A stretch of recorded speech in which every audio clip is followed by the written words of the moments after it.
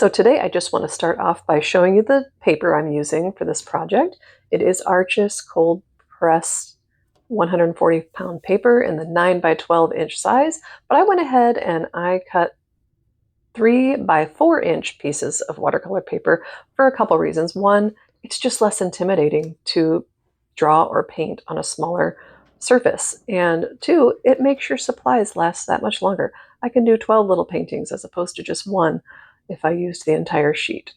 So we're going to start off by just drawing in our apple, and it's kind of an oval shape with a little kind of upwards dip, if that's even a thing, at the bottom, and a dip at the top. And then underneath that dip at the top, we're going to draw just a little smiley face, and that's going to be where our stem goes, and we're going to add some dimension to that later. I do want to leave a little spot here for kind of a reflection, so it's going to be a nice shiny apple in my mind.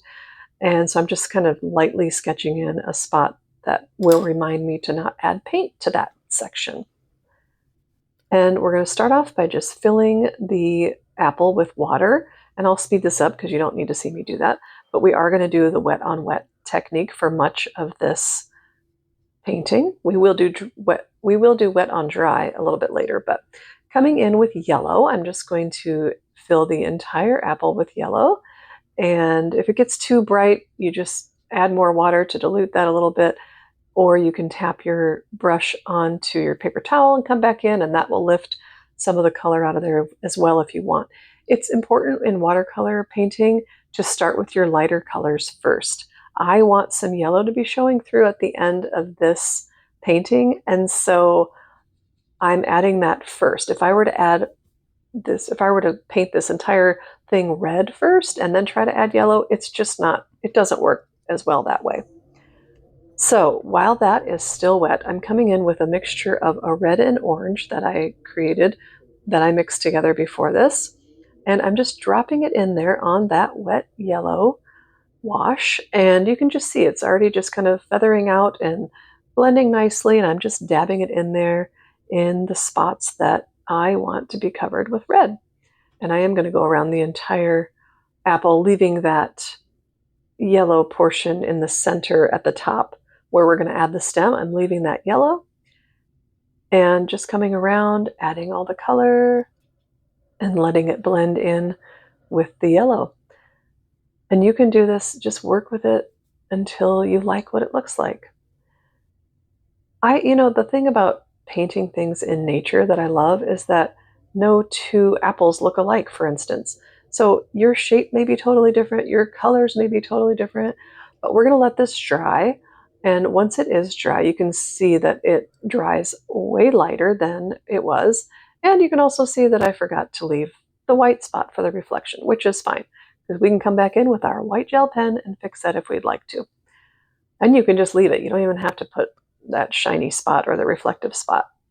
And now that's all dry, so I'm coming in with my red and orange mixture, and I'm just going to darken up portions of the apple. I'm actually going to do most of the apple, you'll see here, just starting, with the outline here and filling in the red portions. I want the right side of my apple to be a little bit darker because in my imaginary world, the light is coming from the upper left portion. So the right side of my apple is going to be a little bit darker.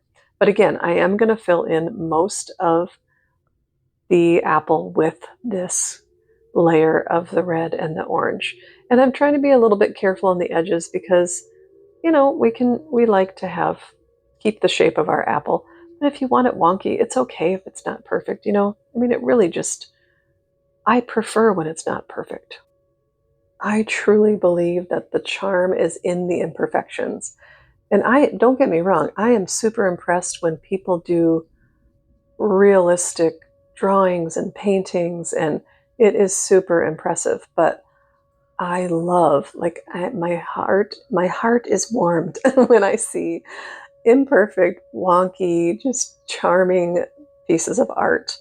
And so that's why I like to add pen and ink or gel pen, whatever, at the end of a lot of my paintings, if not all of them.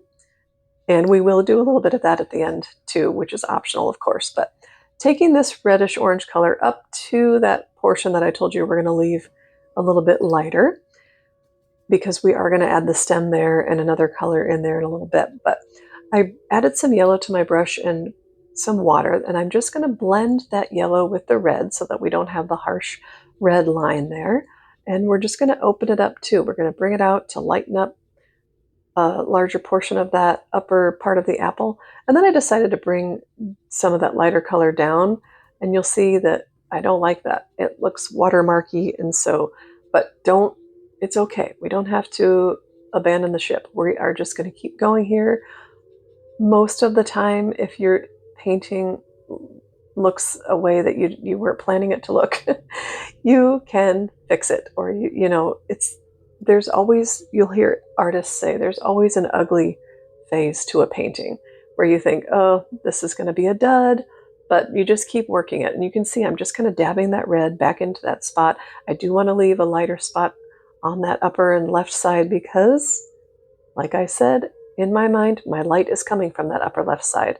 So I was just crisping up the edges here a little bit because they got a little bit frayed or fuzzy with water and paint kind of slipping out of the original shape. Again, that's fine. You can leave it that way. You can crisp it up with your paint. You can add pen later, and it's all good, however you decide to do it. And just dipping back into my red and orange while everything is still wet in here and dabbing it in there until I like what that looks like. And now that is dry, and I have dipped into my brown. And where that smiley face is that we added at the beginning, I'm just dabbing the brown right on there, and you can see the dimension that that adds already. You can see now that we have an apple that looks like it has a spot for a stem now. It's not just a flat apple. And so we just made it look a little bit more 3D. And I am going to add that stem now just with brown. You can add a little short stem.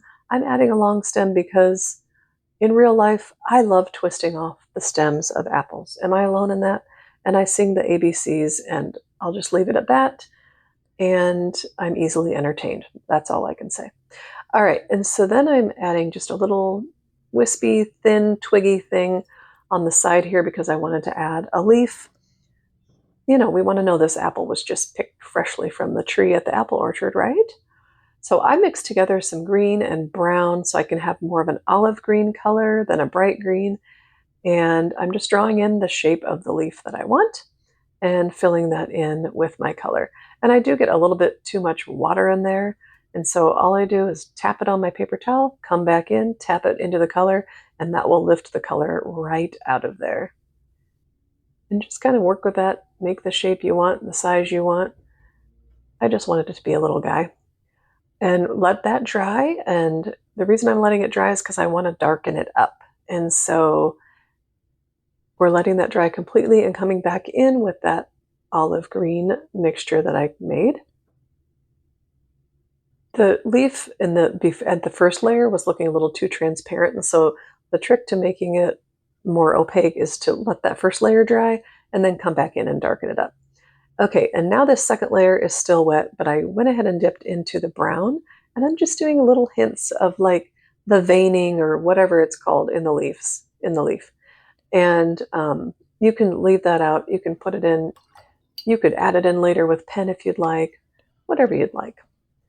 And there's our sweet little apple. I decided instead of just having it floating on the page like that I would add a shadow underneath. And so I did mix together some blue and purple and very, very light wash. It's very watered down at this point.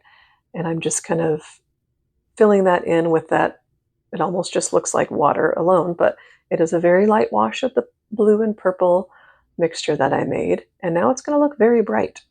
And so if it gets too bright, you just add more water or dab it on your paper towel and come back in and just moving around that bluish purple color until I like the way that the shadow looks. Again, kind of keeping in mind where your light source is coming from. And since mine is coming from the upper left, my shadow is going to be on the lower right. And you see how that just adds a little bit, just gives it just grounds the apple, so to speak. And I really like how that looks. Now this is where I'm going to add in some gel pen to that spot where I forgot to leave it white for some reflection, and adding a little bit down the side of the apple as well on that left side, since that's where the light is coming from. Adding a little bit to the leaf until I like the way that looks.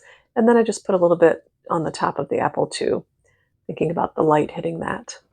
And here's where I realized that I didn't look at my screen while I was painting, and it was totally blown out, way too bright, because this, where it just changed, that is really what it looks like in real life. So I apologize for that, but here is a little closer look so you can see the details of the white gel pen, the leaf, the stem, and all of that. Normally I would have redone the painting, but I actually have a full-time job and my really busy schedule has started, so I didn't have time to redo it. So apologies for that lighting issue. If you give this a try, would you let me know? And even if you don't let me know and give it a try, I hope you have so much fun with it. And if you like this video and want to see more easy watercolor tutorials, please subscribe. See you next time.